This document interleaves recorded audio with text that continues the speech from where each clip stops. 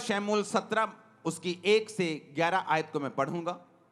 अब पलिश्तियों ने युद्ध के लिए अपनी सेनाओं को इकट्ठा किया और यहूदा देश के सोको में एक साथ होकर सोको और अजेका के बीच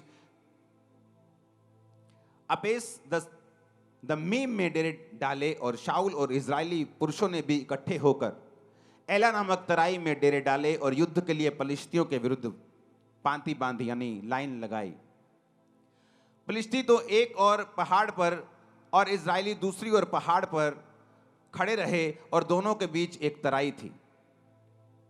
तब पलिश्तियों की छावनी में से गोलियत नामक एक वीर निकला जो गत नगर का था। उसकी लंबाई 6 हाथ 1 बित्ता थी। 6 हाथ का मतलब होता है 10 फीट के करीब। अगर आज आप बड़े बड़े जो शूरवीर आप देखते हैं आज के ज़माने के, वो खली हो, वो कोई भी हो, 7 फुट 1 इंच किसी की हाइट है, 7 फुट 2 इंच किसी की हाइट है।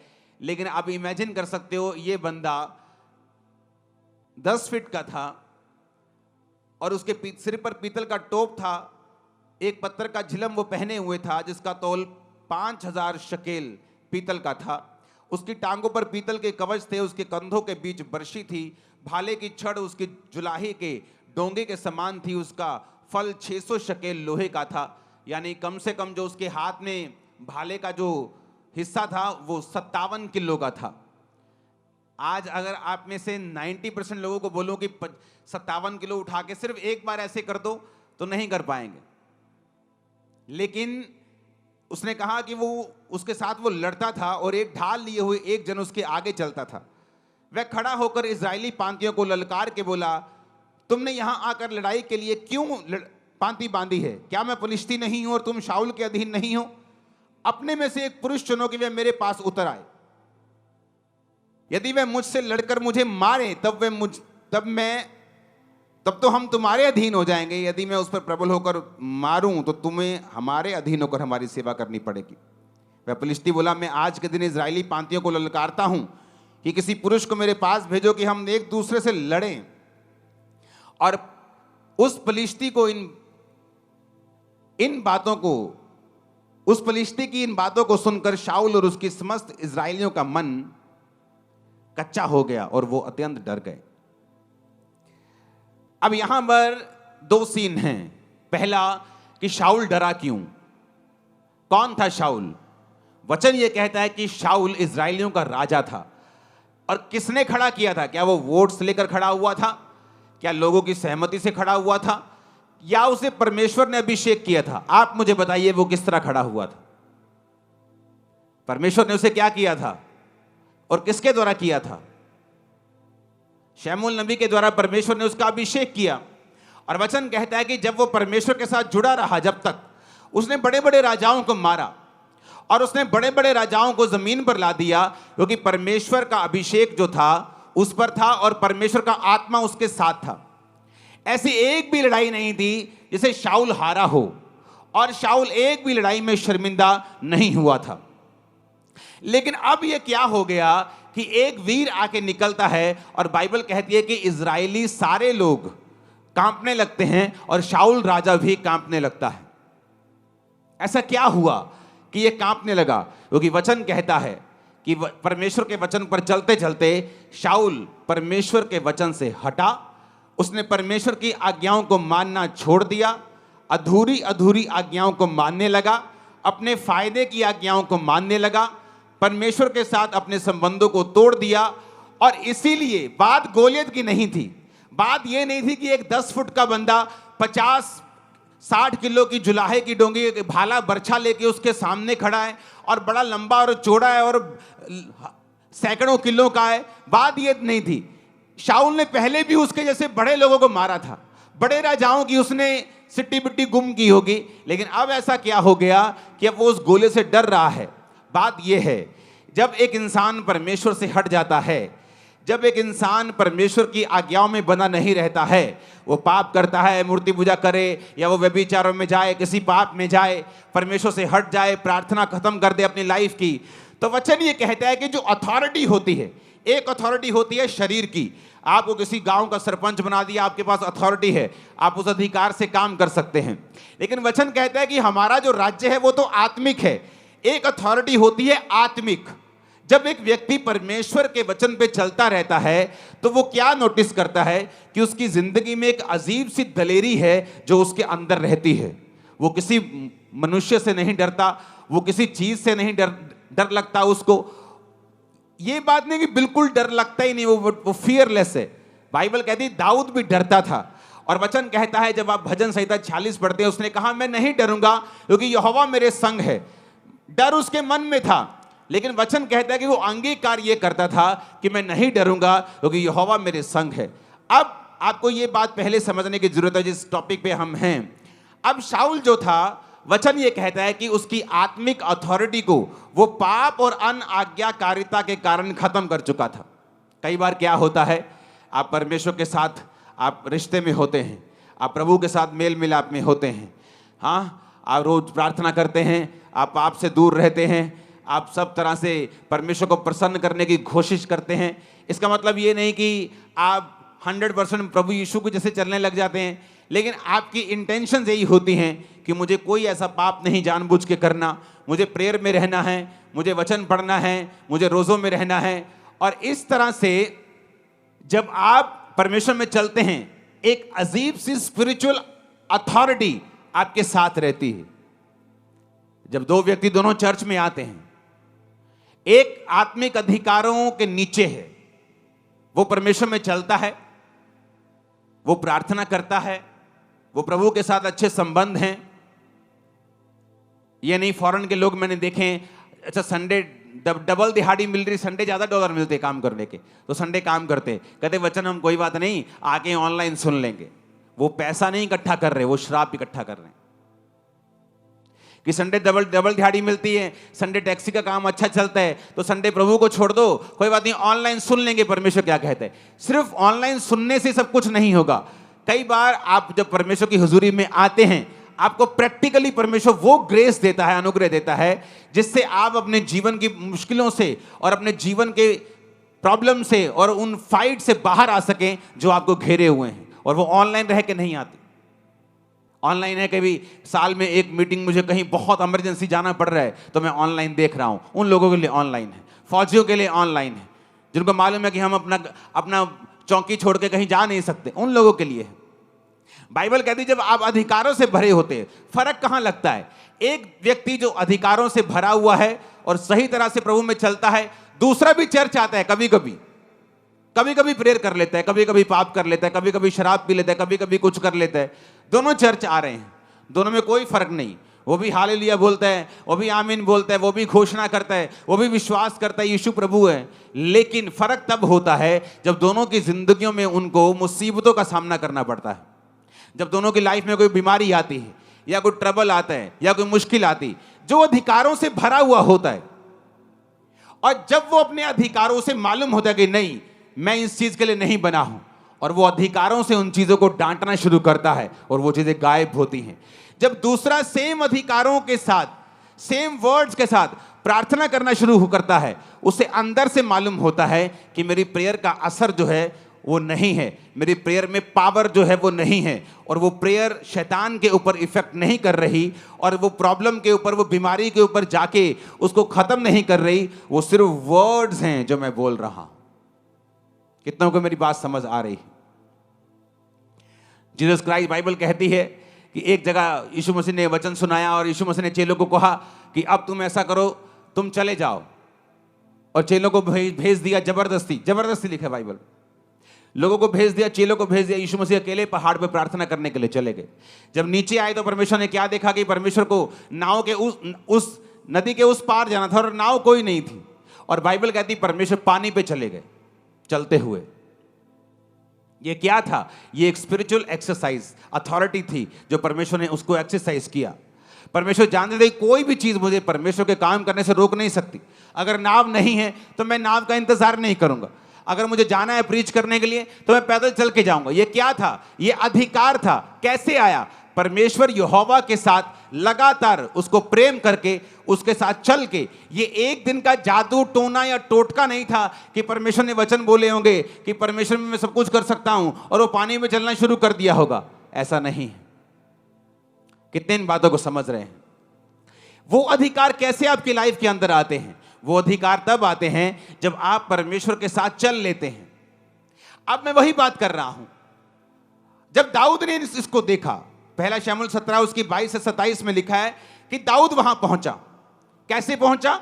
सबसे छोटा था, यिशै का बेटा। यिशै के 3 बड़े बेटे दाऊद उसकी शाऊल की सेना में थे, तो शाऊल की सेना में काम कर रहे थे। तो दाऊद के बाप ने कहा, बेटा कुछ सामान ले जा खाने पीने के लिए। तो वो अपनी भेड़ बकरियों को छोड़कर सामग्री लेके, बाइबल कहती है, उनको मिलने के लिए चला। और जब वहां पहुंचा तो वहां पे जो गोलियत था वो ललकार रहा था फिर से, और अपने देवताओं का नाम ले लेकर श्रापित कर रहा था। अरे तुम ईसाइयों हो, तुम किसी काम के नहीं हो, और डरपोको, गालियां निकाल रहा था उनको। और जब दाऊद ने देखा तो बाइबल कहती दाऊद अपनी सामग्री सामान के रखवाले के हाथ में छोड़कर रणभूमि को दौड़ा और अपने भाइयों के पास जाकर उसका कुशल क्षेम पूछा।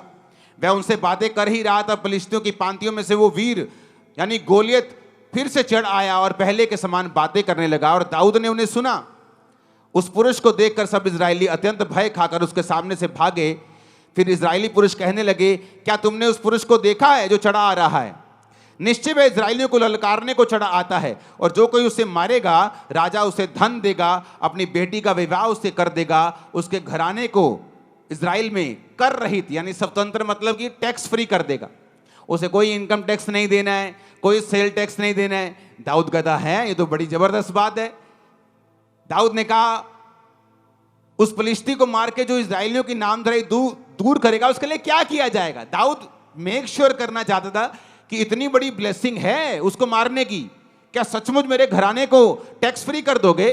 क्या राजा अपनी बेटी की शादी मुझसे कर देगा? क्या मुझे बहुत सा धन देगा? लोगों ने कहा हां, जो कोई उसको मारेगा उसके साथ यही किया जाएगा। अब दाऊद जो था वो परमेश्वर के साथ संबंधों में था, परमेश्वर के साथ सही नाते में था। इसलिए दाऊद जब गोलियत की ओर देख रहा था उसे गुस्सा आ रहा था।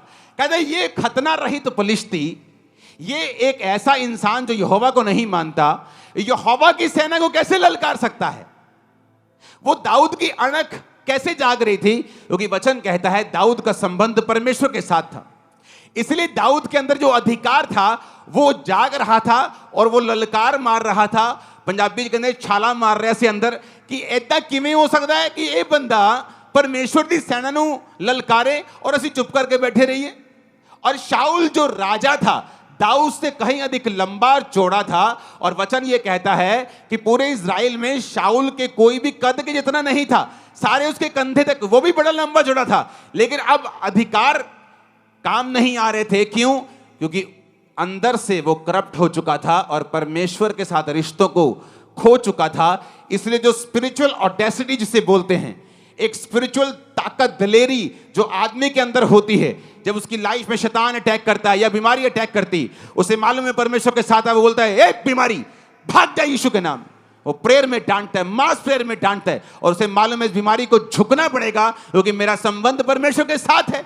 लेकिन अगर उस बंदी को पता हो कि रात को मैं ब्लू फिल्म में देख के आया हूं, मेरी लाइफ में कमी है, टाइट पे नहीं करता हूं, प्रेयर नहीं करता हूं, उसको मालूम है जब बीमारी उसको घेरती है या शैतान उसको घेरता है, उसको अंदर से पता होता है कि मैं इसको डांटूंगा तो ये भागेगा नहीं, मैं इसको भगाऊंगा ये भागेगा नहीं, क्योंकि वो आत्मिक अधिकार ओरिजिनल है। और शैतान भी उन अधिकारों को जानता है अगर वो आपके अंदर है और आप परमेश्वर के साथ सही हैं तो। इसलिए बाइबल कहती है सिकवा के 7 पुत्र जादू टोना करने की तरह यीशु का नाम लेकर भी दुष्ट आत्मा पर फूंकते थे। जिस तरह पौलुस निकालता है यीशु के नाम में, हम भी तुझे यीशु के नाम में जाने का हुक्म दे दें। शैतान ने कहा पौलुस को मैं जानता हूं, यीशु को पहचानता हूं, तू कौन है? क्योंकि तू बिना अधिकारों के साथ मुझे डांट रहा है। लेकिन अधिकार कैसे आएंगे? अधिकार आएंगे जब हमारा रिलेशन परमेश्वर के साथ होगा। हम प्रभु के साथ रोज के तरह रोज चलेंगे। अपना क्रूस जो रोज उठाकर मेरे पीछे चलेगा वो मेरे योग्य होगा, परमेश्वर ने कहा। होता क्या है? आपको महसूस नहीं होता। आप अच्छी डाइट खाना शुरू कर दो, आपको एकदम से महसूस नहीं होगा। आप एक अच्छे देश में चले जाओ जहां का पोल्यूशन बहुत कम हो, एकदम से आपको फील नहीं होगा। लेकिन जैसे जैसे आप समय बिताते जाएंगे आपको महसूस होना शुरू हो जाएगा। आपके बाल अच्छे हो रहे हैं, आपकी स्किन अच्छी हो रही है, आपकी बॉडी अच्छी, आपको बाद में मालूम होगा कि ये पोल्यूशन फ्री देश है, यहाँ पोल्यूशन कम है और आपकी बॉडी अच्छा रिस्पॉन्स कर रही है। धीरे धीरे आपको मालूम होना शुरू होता है, एकदम से नहीं। आत्मिक अधिकार भी उसी तरह से है। जब आप प्रभु के साथ चलना शुरू करते हैं, प्रेयर शुरू करते हैं, आप संडे प्रभु के घर में हैं, कुछ भी हो जाए, कोई लालच हो, दुगना पैसा दे, चुगना पैसा दे, कोई डराए, कोई धमकाए, कोई आपका रिश्तेदार शादी रख ले, लेकिन आप संडे चर्च में हैं, ये आपके अंदर अथॉरिटी को इकट्ठा करता रहता है। ग्रेस इकट्ठी होती रहती है, और जब समा आता है मुश्किल का, ये काम आते हैं। हाथों को उठा के हालेलुया बोलो। कितने इन बातों को समझ रहे हैं? मैं यही बात पूछ रहा हूं, ऐसा क्या था दाऊद में कि वो दलेरी दिखा रहा था, और ऐसा क्या नहीं था शाऊल में कि वो दलेरी दिखा नहीं पा रहा था? बात ये थी, दाऊद परमेश्वर के साथ जुड़ा हुआ था और शाऊल परमेश्वर से हट चुका था। तो पहला स्टेप आपका क्या होना चाहिए?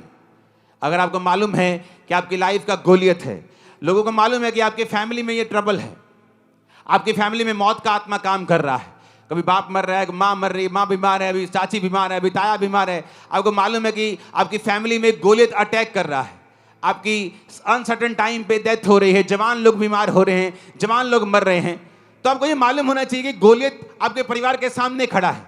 अब होगा क्या? अब रोने से कुछ नहीं होगा, चिल्लाने से कुछ नहीं होगा, बाइबल के वचनों को जादू टोने की तरह टोटका बना के बोलने से कुछ नहीं होगा, जब तक आपका अपना संबंध परमेश्वर के साथ सही नहीं होगा। हालेलुया। और जब आपका संबंध परमेश्वर के साथ सही होने लगता है, आपके अंदर अधिकार आने लगते हैं, और ये प्रैक्टिकली ही मालूम हो सकता है। जैसे मैं आपको बोलूं कि अगर आप ये खाएंगे तो आपके अंदर ताकत आने लगेगी, तो अभी आपको ताकत महसूस ना हो, लेकिन जब ताकत आएगी, अब मैं बोलूंगा क्या ताकत दिख सकती है? तुम्हें ताकतवर महसूस हो रहा है, क्या तुम दिखा सकते हो? आप बोलोगे मैं दिखा नहीं सकता, लेकिन मैं महसूस कर रहा हूं कि मैं ताकतवर हूं। आत्मिक चीजें भी ऐसी हैं, अब मैं आपको दिखा नहीं सकता कि वो आत्मिक वो दलेरी क्या है। एक बीमारी के सामने जब आप खड़े होते हैं, वो दलेरी कैसे फील होती है, मैं आपको बता नहीं सकता, लेकिन आप अगर इन्हीं चीजों को फॉलो करेंगे, आप भी महसूस कर सकते हैं उस ताकत को, उस अथॉरिटी को, उस दलेरी को जो आत्मिक रूप से परमेश्वर आपको देता है जब आप परमेश्वर के साथ चलने लगते हैं। हालेलुया। कितने इन बातों को समझ रहे हैं? अब बाइबल कहती है, दाऊद ने शाऊल से कहा, किसी मनुष्य का मन कच्चा ना हो, तेरा दास जाकर उस फिलिस्ती से लड़ेगा। शाऊल ने दाऊद से कहा, तू जाकर उस फिलिस्ती के विरुद्ध युद्ध नहीं कर सकता, क्योंकि तू लड़का है और वो लड़कपन से योद्धा है। शाऊल ने कहा, तो वो भी बच्चा है और वो अपने बचपन से युद्ध कर रहा है, तुम्हें जमीन आसमान का फर्क है। दाऊद ने शाऊल से कहा, तेरा दास अपने पिता की भेड़ बकरी जब चराता था और कोई शेर या भालू झुंड में से मेमना उठा ले जाता था, तब मैं उसका पीछा करके उसके मारता और मेमने को उसके मुंह से छुड़ा लेता, और जब वह मुझ पर हमला करता तब मैं उसके बालों को पकड़कर उसे मार डालता था। तेरे दास ने सिंह और बालू दोनों को मारा है, और यह खतना रहित पलिश्ती उनके समान हो जाएगा। अब आ गया दूसरा टाइम। पहला क्या? पहला, गोलियत क्यों नहीं मरता, लाइफ की मुश्किलें क्यों नहीं जाती? मैं बड़ा हैरान था जब लोगों से मिलने का मौका मिलता है, 80% लोग आकर बोलते हैं, मुझे आत्मा में बढ़ना है, मैं आत्मा में बढ़ना चाहती हूं। प्रेयर कितनी करते हो? 10 मिनट। अब ये वो हिसाब हो गया, कोई आगे बोले, मैं जी ओलंपिक बॉडी बिल्डर बनना चाहता हूं, ओलंपिक लेवल का। एक्सरसाइज कितनी करते हो? हाँ जी 5 मिनट। अपने दिमाग हमारे सेट, हम सेंस में क्यों नहीं? हम नॉनसेंस बातें क्यों करने लगते हैं? हमें आत्मा में बढ़ना है और हमारी 2.5 घंटे प्रेयर नहीं है। आपको क्या लगता है हम आत्मा में बढ़ जाएंगे? यीशु ने कहा, दुष्ट आत्मा भी विश्वास करती है और थर थराती है कि यीशु खुदा है। तुम भी तो विश्वास करते हो और थर थराते हो, तो तुम में और दुष्ट आत्मा में फर्क क्या है? तुम में और दुष्ट आत्मा में यही फर्क है कि दुष्ट आत्मा कर्म नहीं करती, तुम भी कर्म नहीं करते। तुम आत्मा में बढ़ना चाहते हो, लेकिन प्रेयर तुम्हारी 0 है, आधा घंटा है। आत्मा में बढ़ना चाहते हो, हफ्ते में कम से कम 2-3 फास्ट तुम्हारे होने चाहिए। 2004 में मैं नहीं कहता आप मेरी तरह फास्टिंग करें, क्योंकि उसका नेगेटिव असर बॉडी पे मेरा उस जमाने में हुआ था, क्योंकि एक हफ्ते में 3 दिन रात के हमारे रोजे होते थे। अगर मैंने मंगलवार, बुधवार, वीरवार 3 दिन रात के रोजे किए, जब शुक्रवार आता था तो दिन का रोजा होता था, शनिवार दिन का रोजा होता था, संडे दिन का होता था, सोमवार दिन का होता था, मंगलवार फिर दिन रात के रोजे होते थे। और 1 साल हमने कंटिन्यू ऐसा किया है, क्योंकि सारा ग्रुप करता था तो सभी करते थे। और लोगों को आज आत्मा में बढ़ना है आधा घंटा प्रेयर करके, लोगों को आज आत्मा में बढ़ना है बिना फास्टिंग के, आत्मा में बढ़ना है बिना बाइबल पढ़े, ये पॉसिबल नहीं, आपको प्राइस पे करना पड़ेगा। अब यहां पे दाऊद जो था उसने कहा कि ये खतना रहित फलिश्ती भी उसी शेर भालू के समान होगा। ऐसी ओडेसिटी, ऐसा दिलेरी कैसे? क्योंकि दाऊद को मालूम था कि परमेश्वर मेरे संग है। जोर से हालेलुया बोलो। अब 2 तरह के लोग हैं जिनकी लाइफ से गोलियत नहीं जाएगा। पहले वो जिनका परमेश्वर के साथ कोई संबंध नहीं, जो है तो क्रिश्चियन, आते तो चर्च हैं, लेकिन प्रेयर नहीं करते, पाप में है, अपनी मर्जी करते हैं। अगर घर में है तो फूट डालने का कारण है, घर में है तो, मोहल्ले में है तो चुगलियों का कारण है। जिनका प्रार्थना में कोई ध्यान नहीं, जिनका यह ध्यान है कि चुगली कैसे करनी, घर तोड़ने कैसे हैं, कैसे पैसे अठियाने हैं, कैसे काम खराब करने हैं, तो बाइबल कहती वो अधिकार तुम चाहकर भी प्रयोग नहीं कर पाओगे, क्योंकि आत्मिक अधिकारों के लिए तुम्हें परमेश्वर के वचन के ऊपर चलना पड़ेगा। तो पहली तरह के वो हैं जो परमेश्वर के साथ कोई भी संबंध नहीं रखते हैं, और इसीलिए जब गोलियत उनके सामने आता है, वो शाऊल की तरह है तो क्रिश्चियन, है तो मसा किए हुए थे, कभी राजा थे, लेकिन अब टांगे कांपती हैं शैतान के सामने। क्यों? क्योंकि परमेश्वर के साथ संबंधों को तोड़ चुके हैं। और परमेश्वर ने बताया दूसरे तरह के वो लोग हैं जिनकी लाइफ से गोलियत नहीं जाता, जो दाऊद की तरह परमेश्वर के साथ संबंधों में तो हैं, लेकिन कभी भी घोषणाएं अपनी जिंदगी के ऊपर, परिवार के ऊपर, बिजनेस के ऊपर, बच्चों के ऊपर नहीं करते, कभी नहीं करते। पहला वो जो शाऊल की तरह है, वचन छोड़ चुका है, संगति छोड़ चुका है, पाप में है, फोन का यूज गलत करता है, सब तरह के गलत काम करता है, प्रभु के साथ कोई समय नहीं है उसका। पहले तरह के वो हैं। जब वो अपने अधिकारों का प्रयोग करने के लिए शैतान के सामने जाएंगे तो वो शर्मिंदा होंगे, क्योंकि तुम्हारे चाहने से कुछ नहीं होता। अगर चाहने से सब ठीक हो जाए तो दुनिया में कोई मरे ना, अगर चाहने से सब दुष्ट आत्मा चले जाएं तो दुनिया में कोई भी दुष्ट आत्मा से ग्रसित ना हो, कोई गरीब ना रहे, कोई श्राप में ना रहे। चाहने से कुछ नहीं होता। लाइफ तुम्हें वो नहीं देती जो तुम डिजर्व करते हो, लाइफ तुम्हें वो देती है जिसके लिए तुम फाइट करते हो। आमीन, हालेलुया। ऊंची आवाज में हालेलुया बोलो। कई बार आप लोग देखते हैं और आप सोचते हैं कि यार ये आदमी नाटा सा है, इसकी वाइफ कितनी अच्छी है, ये इसका हस्बैंड कितना अच्छा है, क्योंकि उन्होंने उन चीजों के ऊपर अपने अधिकारों का प्रयोग किया है, कब्जा किया है, श्रापों को डांटा है, प्रेयर की है, प्रभु से इंटरवेंशन मांगी है, प्रभु से मध्यस्थता मांगी कि परमेश्वर तू दखल दे हमारे जीवनों में। इसलिए कहा जाता है कि आप वो नहीं पाते जो आप डिजर्व करते हैं। कितनी ऐसे लेडीज होंगी, बहनें होंगी जो सुंदर हैं, गुड कैरेक्टर की हैं, लेकिन मैरिड लाइफ में कभी सेटल नहीं होती। क्या वो डिजर्विंग नहीं है? उनसे कम पढ़ी लिखी, कम सुंदर, अच्छे हस्बैंड को पाके बैठी, क्योंकि लाइफ आपको वो नहीं देती जो आप डिजर्व करते हैं। लाइफ आपको वो देती है जिसके लिए आप लड़ते हैं, फाइट करते हैं। आज आपके घुटनों में ताकत आएगी लड़ने की, यीशु मसीह के नाम में। मैंने कहा आपके गलों में ताकत आएगी आत्मिक यीशु के नाम में। आमीन ऊंचा चाहिए। मैं आपको बता रहा हूं, मैंने हेवन को आपकी लाइफ के ऊपर ओपन होते हुए, शैतान के गढ़ों को टूटते हुए, गोलियत को आपके पांव पर गिरते हुए, बड़े बड़े गोलियत को गिरते हुए, आपकी लाइफ में सब रुके कामों को निकलते हुए मैंने देखा है। मैंने सब मौत की आत्माओं को आपके कदमों पे झुकते हुए देखा है, एक्सीडेंट को कैंसिल होते हुए देखा है, डाइवोर्स को कैंसिल होते हुए देखा है, बीमारियों को निकलते हुए देखा है। आमीन। मेरे को खड़कने वाला चाहिए शैतान के खाना। हालेलुया। लेकिन इससे पहले कि हम डिक्लेरेशन करें। मैं नहीं चाहता कि हम में ऐसे लोग हों जो वचन को ना समझने वाले हों और वो डिक्लेरेशन को एक जादू और एक टोने और एक टोटके की तरह करें कि वचन में ऐसा लिखा है, बोलने से ऐसा हो जाता है, हम भी बोलेंगे। लेकिन वो दूसरा स्टेप है। पहला स्टेप है परमेश्वर के साथ मेल मिलाप करना, तौबा करना, यानी पानी का बपतिस्मा लेना, अपने पापों और गुनाहों को छोड़ना, एक ही परमेश्वर यानी प्रभु यीशु मसीह की अधीनगी में आना, उसी को अपना उद्धार करता मानते हुए उसी को मानना, अपना सिर उसके सामने झुकाना और उसके बाद उसके वचनों को पढ़ना और उसके वचनों पर चलना। और उसके बाद फिर आता है डिक्लेरेशंस, घोषणाएं। दाऊद ने क्या किया? आपको क्या लगता है? दाऊद ने पहली घोषणा की जब वो शाऊल के सामने था। उसने कहा, शाऊल, जब मैं ऐसा पिता की भेड़ बकरे को चराता था तो मैं शेर भालू को मार देता था, बालों से पकड़ के मार देता था।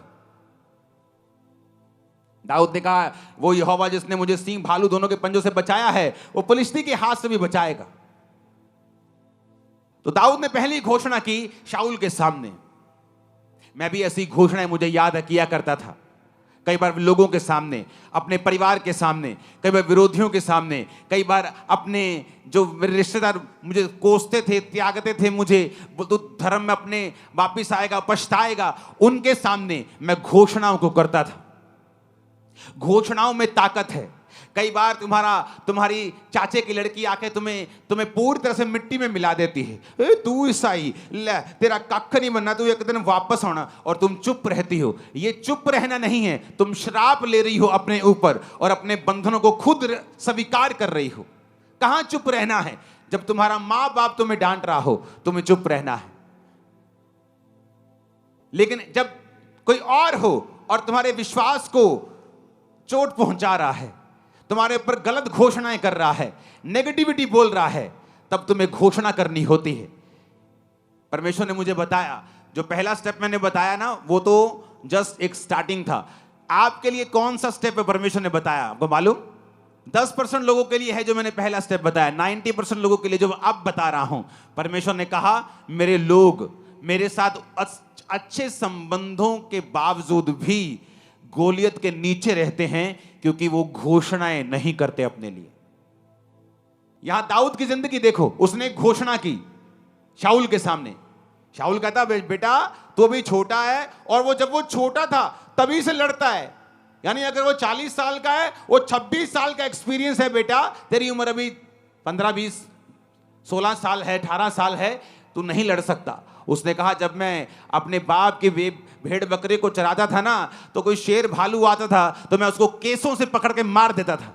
तो जो परमेश्वर मुझे शेर भालू के हाथ से बचाता था, वो इसके हाथ से भी बचाएगा। घोषणा, मैं घोषणा करता हूं तुम कभी फेल नहीं होगे। मैं घोषणा करता हूं इसी साल तुम्हारी शादी होगी। मैं घोषणा करता हूं तुम फाइनेंशियली ब्लेस्ड होगे। मैं घोषणा करता हूं तुम डर की आत्मा के नीचे नहीं जियोगे। आमीन ऊंचे वाला चाहिए। आप मेरी बात समझ रहे कि नहीं? घोषणा क्या तुम करती हो? क्या तुम करते हो? एक शराबी, पूरा शराबी, टुल्ल वाला शराबी, शराब पीता था, नाली में गिरता था, रोज नाली में गिरता था, रोज घर लेके आते थे। मां क्रिश्चियन थी, कभी कर्ज नहीं किया, बोलती थी मेरा बेटा एक दिन सेवक बनेगा। वो सेवक बना, बड़ा हो गया। घोषणा, घोषणा, घोषणा। तुम्हारा बच्चा शरारती हो, कभी मत कहो मेरा बच्चा शरारती है, बोलो मेरा बच्चा एक्सीलेंट। आज जब फ्लाइट में, मैंने ऑस्ट्रेलिया में बताया था कि फ्लाइट में जब जाते हैं, एंड ऑफ द फ्लाइट सारी एयर होस्टेस हमें आके जरूर ये बात बोलती हैं, आपके बच्चों के जैसा कोई बच्चा हमने नहीं देखा है। ये कैसे इतने काम हैं, कैसे हर चीज को बोलते हैं, हैंडल करते हैं, चीजें करते हैं, शोर नहीं, रोते नहीं, चिल्लाते नहीं, खिंचते नहीं। मैंने कहा घोषणाएं। बचपन में जब ये थे, घोषणाएं, घोषणाएं, घोषणा, घोषणा, डिक्लेरेशन, डिक्लेरेशन, डिक्लेरेशन। तुम जैसा बोलोगे, परमेश्वर ने क्या कहा, मैं उन चीजों के नाम जो नहीं ऐसे लेता हूं जैसे कि वो हैं। अब्राहम, तेरा नाम आज से अब्राहम होगा। है प्रभु, मेरे पास तो अपना एक कुत्ते का बच्चा भी नहीं है, तो मेरा नाम तू रख रहा है कि जातियों का पिता होगा। सारे, तेरा नाम सारा होगा। बहुत से राजकुमारों की माता, हे प्रभु वो बख्श दे, ऐसा मेरा नाम मत रख। जैसे आज अगर चर्च में कोई बहुत गरीब भाई बैठा है जो कल को अमीर हो जाएगा, वो कोई प्रॉब्लम नहीं, लेकिन आज बहुत गरीब और घर जाके बोले आज से मेरा नाम धनी चंद है आज से मेरा नाम मुकेश अंबानी है, वो लोग बोलेंगे यार तू क्यों बेइज्जती करवानी है अपनी। घोषणा, घोषणा। परमेश्वर ने कहा मेरे लोग नहीं जीत रहे गोलियत से क्योंकि वो घोषणा नहीं करते। तुम लोग क्या सोचते हो, हाय प्रभु कुछ करेगा, हाय प्रभु इस दर्द नू कड्डेगा, हाय। और प्रभु क्या सोच रहा है कि मैंने तुझे सांपों और बिच्छुओं को रोंदने का अधिकार दिया, तुझे ताकत दी है, तू घोषणा करेगी, तू डिक्लेयर करेगी, तू घोषणा करेगी, मैं तुझे दूंगा। तू घोषणा नहीं करेगी, पावर तेरे पास होगी, लेकिन वो उसी मिट्टी में दब के खत्म हो जाएगी। आप मेरी बात समझ रहे कि नहीं? घोषणाएं। यहां पर पहली घोषणा दाऊद ने की। अब समय आया जब दाऊद ने जब घोषणा की तो शाऊल ने 38 आयत में लिखा, शाऊल ने अपने कपड़े दाऊद को पहनाए, पीतल का टोप सिर पे रखा, झिलम पहनाई। दाऊद ने उसकी तलवार वस्त्र के ऊपर कसी और चलने का यत्न किया और उसने उसे परखा नहीं था। और दाऊद ने शाऊल से कहा इसके पहने हुए मुझसे चला नहीं जाता क्योंकि मैंने इन्हें नहीं परखा है। दाऊद ने उन्हें उतार दिया, उसने अपनी लाठी ली, नाले में से 5 चिकने पत्थर छांटे, चरवाहे की थैली अपने झोले में रखे और अपना गोफन हाथ में लेके पलिश्ती के निकट गया। पलिश्ती चलते चलते दाऊद के निकट पहुंचने लगा और जो जन उसकी और बड़ी ढाल लिए आ रहा था वो उसके आगे आगे चला। पलिश्ती ने जब देखा दाऊद को तो तुच्छ जाना, कहा क्योंकि वो लड़का ही था और उसके मुख पर लाली झलकती थी और वो सुंदर था। पलिश्ती ने दाऊद से कहा क्या मैं कुत्ता हूं, तू लाठी लेकर मेरे पास आता है? पलिश्ती अपने देवताओं का नाम लेकर दाऊद को कोसने लगा। पलिश्ती ने दाऊद से कहा मेरे पास आ, मैं तेरा मांस आकाश के पक्षियों और वन पशुओं को खिला दूंगा। शैतान ने घोषणा की। आप नहीं जानते, आपका एनिमी आप पर घोषणा करता है, आपका दुश्मन आप पर घोषणा करता है और आप चुप रहते हैं। अगर आप घोषणा के बदले घोषणा नहीं करेंगे, वॉर के बदले वॉर नहीं करेंगे, वर्ड्स के बदले वर्ड्स नहीं देंगे, चुगलियों के लिए आपका मुंह खुला रहता है, गंदी बातें बोलनी हो मुंह खुला रहता है, किसी की चुगली करनी हो, निंदा करनी हो, 2-2 घंटे हम बैठ सकते हैं।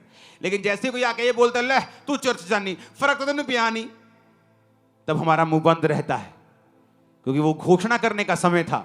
शैतान करके चला गया, तुम करके नहीं गए, इसलिए तुम्हारी जीवन की परिस्थिति कभी चेंज नहीं हुई।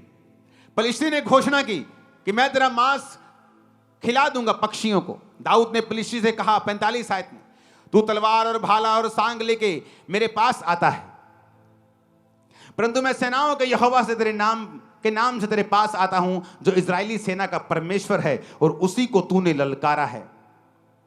आज के दिन यहोवा तुझको मेरे हाथ में कर देगा, मैं तुझको मारूंगा, तेरा सिर तेरे धड़ से अलग कर दूंगा। मैं आज के दिन पलिश्ती सेना के शव आकाश के पक्षियों और पृथ्वी के जीव जंतुओं को दे दूंगा, तब समस्त पृथ्वी के लोग जान लेंगे कि इज़राइल में एक परमेश्वर है। जोर से हालेलुया बोलो। दाऊद ने क्या की? अब यहां दूसरी घोषणा की। पहली घोषणा उसने शाऊल के सामने की, दूसरी घोषणा उसने उस गोलियत के सामने की। उसने कहा तू तलवार लेके मेरे संग आता है, मेरे सामने भाला लेके ये सामान लेके मेरे सामने आता है, परंतु मैं यहोवा के नाम से तेरे सामने आता हूं।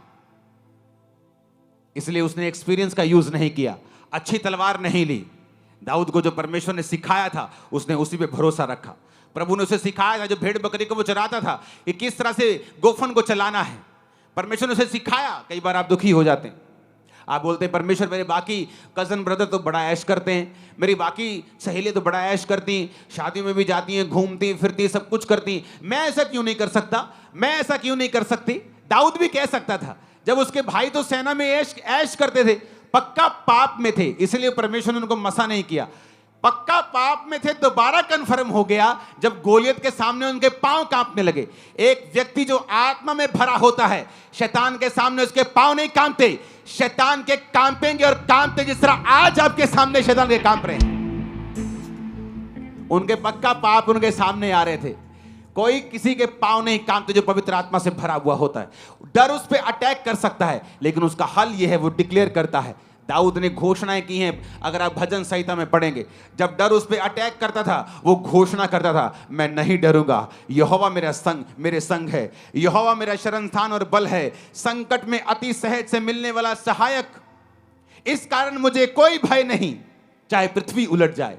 घोषणा, घोषणा। जब तुम घोषणा करते हो, तुम्हारी स्पिरिट में कुछ जाता है जो तुम्हें दिखता नहीं।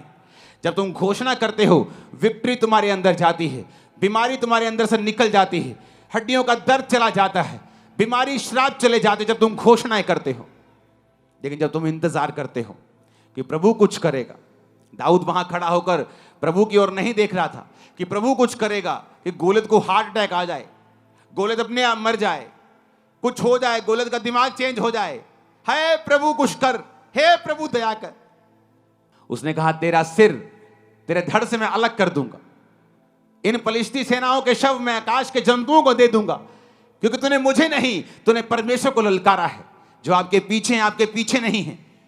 जो इस सेवकाई के पीछे हैं, वो इस सेवकाई के पीछे नहीं, वो जीसस क्राइस्ट के मकसद के पीछे हैं, और उनका सिर धड़ से अलग कर देगा परमेश्वर। मैं आपको बता रहा हूं। आपका आमीन छोटा है। ये आमीन अपने परिवार के लिए बोलो, जीत जाओ। फाइनेंस के लिए बोलो और जीत जाओ। शरीर के लिए बोलो और चंगाई को पा जाओ। दिमाग से डिप्रेशन को हटा दो, आमीन बोल के। आमीन बोलो, रास्तों को साफ कर लो। आमीन बोलो, शैतान को हरा दो। जादू की आत्मा और सब को खत्म कर दो, आमीन बोल के। हालेलुया। दाऊद ने फिर डिक्लेरेशन की, फिर घोषणा की। 2 घोषणाएं करने के बाद वचन कहता है कि जब गोलियत उसके सामने आया, दाऊद उसकी ओर भागा, शैतान से पीछे नहीं हुआ, डर डर के नहीं उसको भाला, उसको वो गोफन मारा। बाइबल कहती है उसके सामने फॉरवर्ड गया, बिना डर के उस गोफन को चलाया, उस गोफन में पत्थर रखा, चलाया, उसके माथे पे जाके लगा, गिरा गोलियत।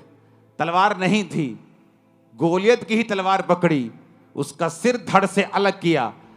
जैसे फलिश्तियों ने देखा, ले भाई अपना लीडर तो गया, तो बाइबल कहती सारे भागे। जब सारे भागे तो जो आत्मा में नहीं थे वो भी दलेर हो गए, कहते इतना डी ऐसी की तैसी, वो भी पीछे भागे, सबको मार दिया। और वही वचन पूरा हुआ जो दाऊद के मुंह से निकला था कि फलिश्तियों के शव आकाश के पंछी खाएंगे, और वैसा ही हुआ। ये कमाल था डिक्लेरेशन का, ये कमाल था यहोवा के वचन के ऊपर विश्वास करने का, ये कमाल था परमेश्वर के साथ संबंधों को कायम रखने का। आमीन ऊंचे वाला चाहिए चर्च। हालेलुया। मैंने यहां पर लोगों को आते हुए देखा है चर्च में, और पूछा है उनसे, कब लिया बपतिस्मा? कहते जिस दिन हम चर्च में पहली बार आए थे, हमने बपतिस्मा ले लिया था। और जाके चेक करो उनके लोगों की गवाहियों को, चेक करो किस तरह से परमेश्वर ने उन्हें ब्लेस किया है, जब परमेश्वर के साथ उन्हें संबंध को कायम किया, टाइम वेस्ट नहीं किया। जब मुझे मालूम हुआ था बपतिस्मे का, मसीह में आने के शायद 2-4 हफ्ते बाद ही, तो मैंने अपने पास्टर को बोला मुझे अभी चाहिए। तब लोग देते नहीं थे, तब जब 20-25 इकट्ठे होते थे तो तब मिलता था, जब 2-4 महीने में। तो मैंने मसीह में आने के 1.5-2 महीने के बाद बपतिस्मा ले लिया था। मुझे वो भी लेट लगता था, मैंने कहा लेट लिया है, मुझे और जल्दी लेना चाहिए था। पहला स्टेप है अपने संबंधों को प्रभु के साथ कायम रखना। आत्मिक जो रूल्स रेगुलेशंस हैं, वचन पढ़ना, प्रार्थना करना, संडे प्रभु के घर में आना, प्रभु के भवन में लगाए जाना, सेवा में हिस्सों को देना, सेवा करना, इवेंजलिज्म टीम का हिस्सा बनना, बोना, प्रार्थना करना, अपनी सेवकाई के लिए, अगुओं के लिए प्रार्थना करना। जब आप इन हिस्सों में शामिल हो जाते हैं, उसके बाद आपके अंदर अथॉरिटी आनी शुरू हो जाती है, आपको महसूस हो या ना हो। और जब आप फिर प्रभु के साथ संबंध कायम कर लेते हैं, उसके बाद आपको डिक्लेरेशंस करनी है। अगर आप नहीं करेंगे, गोलियत खड़ा का खड़ा रह जाएगा। और यही वचन देने के लिए प्रभु ने आज मुझे आपसे कहा है। आप तैयार हैं क्या? वो कोई भी रोग क्यों ना हो, वो कोई भी ट्रबल क्यों ना हो, अगर आप घोषणाएं नहीं करेंगे, अगर आप डिक्लेरेशन नहीं करेंगे, आप बोलेंगे नहीं, घोषणाएं मन में नहीं होती।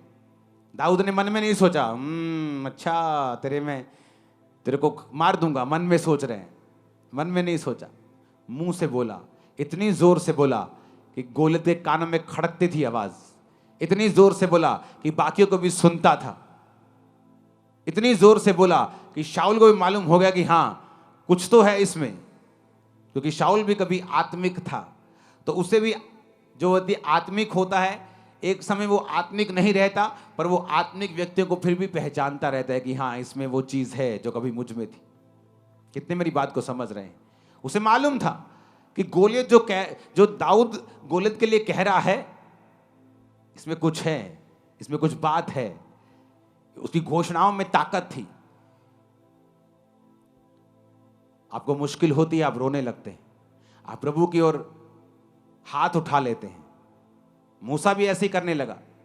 जब मूसा ने देखा पीछे फिरौन अपनी सेना के साथ पकड़ने के लिए आ गया, आगे समुद्र था, पीछे फिरौन था, लोग बकबक करने लगे, ले मूसा साडिया कबरा हूं तू समुद्र च बनवाएगा, काश असी तेरे नाल ना आंदे, तेरी गल ना सुनते। और मूसा, बाइबल कहती, परमेश्वर की दुहाई देने लगा, जोर जोर से रोने लगा, प्रभु कुछ कर। परमेश्वर ने कहा तू मेरी दुहाई क्यों दे रहा है? क्यों दे रहा है मेरी दुहाई?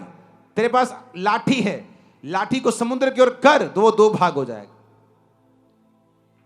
क्यों दे रहे हो दुहाई? परमेश्वर ने कहा, क्यों भिखारियों की तरह मांग रहे हो? तुम नहीं जानते तुम्हारे पास घोषणाओं की ताकत है, तुम्हारे पास वचन है, तुम वचन की घोषणा कर सकते हो। लेकिन प्रॉब्लम यह है, इसको जादू टोने और टोटके की तरह हम नहीं बोल सकते जब तक हमारे संबंध परमेश्वर के साथ सही नहीं।